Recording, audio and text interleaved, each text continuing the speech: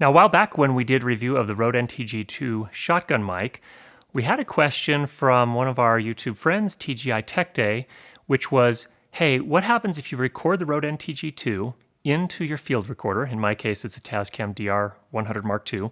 Same could apply to a Zoom H4n or any other audio recorder.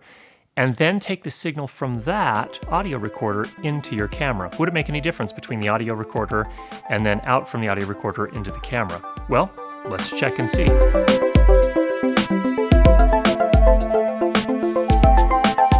All right, first, a little explanation about what we're going to do here.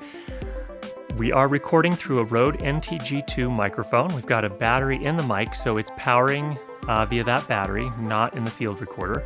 We have a cable, an XLR cable, connecting the microphone up to the field recorder. In this case, and there are lots of opinions on this, but I'm using a mogami cable, so it is a pretty high quality cable, so there shouldn't be a lot of issues there.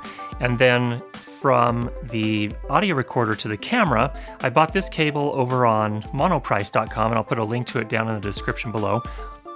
All it is a 3.5 millimeter stereo male to stereo male cable. And this is the high quality version they have. This is with a much higher gauge cable. So we bought the best cable we could find. They're fairly reasonably priced. I think it's maybe $10, but again, I'll put the link in the description. And at the same time we're recording to the field recorder, we'll also send that signal out through the line out on the field recorder to the camera. And on the camera, we will have the preamplifier, the audio signal set to 1 notch below 0. So again, we're not pushing the preamplifier in the camera at all, which tends to be fairly noisy. And we're relying on the field recorder to do the preamplification.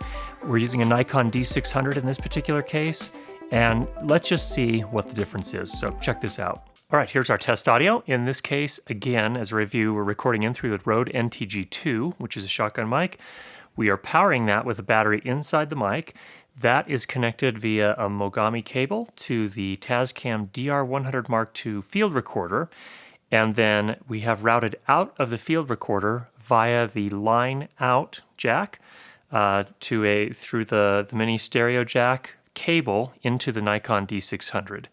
We're recording this same exact clip on both the field recorder and the camera so that we can compare how they sound, whether they're the same or there's some differences. All right, here's our test audio. In this case, again, as a review, we're recording in through the Rode NTG2, which is a shotgun mic.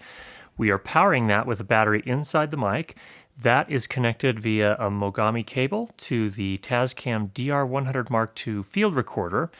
And then we have routed out of the field recorder via the line out jack through the mini stereo jack cable into the Nikon D600. We're recording this same exact clip on both the field recorder and the camera so that we can compare how they sound, whether they're the same or there's some differences. Now, when I listen to those two clips, it seems to me that the recording into the camera has a slightly different sound to that recorded in the field recorder. In the field recorder, we seem to have a little bit more low-end response.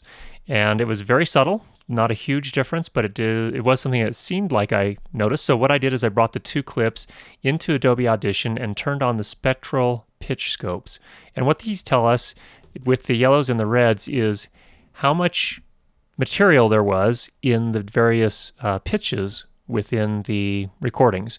So at the bottom here is represented the lower frequencies, the bass sounds, up the upper end here, the higher pitched noises, sounds. What we're looking for here is in the red and the yellows. The yellows indicate more intense or more material at those frequencies. And if you'll notice, the main difference between the camera recording and the field recorder recording is that we tend to have a little bit more yellow, just slightly more yellow down here in the lower frequencies, which I think confirmed essentially what I thought I heard, where again, we're getting slightly more bass response in the field recorder. Now, of course, this will differ from camera to camera, and it really is a matter of taste. So if that's something that's important to you, you may want to consider recording separately to a field recorder.